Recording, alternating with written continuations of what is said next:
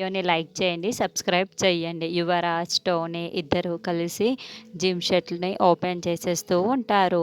అందుకు గాను రాత్రి వాళ్ళందరూ కూడా జిమ్ సెంటర్ దగ్గరికి వచ్చి మీరు వచ్చినందుకు థ్యాంక్స్ అక్క అని యువరాజ్ చెప్పడంతో టోనీ కూడా అవునక్క, మీలాంటి బిజినెస్ ఐకాన్లు మా జిమ్ సెంటర్కి ఓపెన్ చేయడానికి వచ్చారు కాబట్టి నాకు చాలా సంతోషంగా ఉంది అని టోనీ కూడా చెప్తూ ఉంటాడు.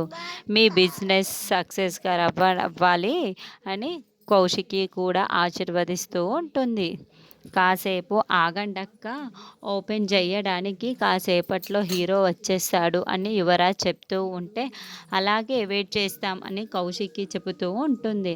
అప్పుడే హీరో అక్కడికి వస్తూ ఉంటాడు. మత్తు పదార్థాల కేసులో అరెస్ట్ అయ్యి బయటికి వచ్చిన హీరోని ఈ జిమ్ సెంటర్ ఓపెనింగ్ చెయ్యటానికి ఈ యువరాజ్, టోనీ ఇద్దరు కలిసి ఎందుకు పిలిపించినట్లు అని ధాత్రి కేదార్తో డౌట్ వ్యక్తం చేస్తూ ఉంటుంది.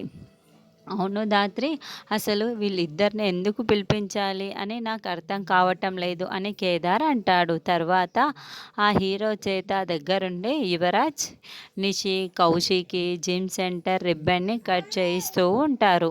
అప్పుడే అతని చేతులు వణకడం అన్నీ కూడా ధాత్రి గమనిస్తూ ఉంటుంది.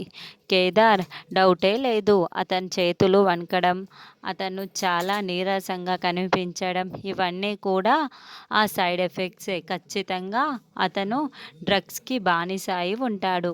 ఇక్కడ సంథింగ్ ఏదో జరుగుతుంది అని ధాత్రి చెప్పడంతో నువ్వు మనం ఒక పెద్ద మాదక ద్రవ్యాల మూటాన్ని పట్టుకున్నట్లే ధాత్రి ఈరోజు అని కేదార్ అంటాడు.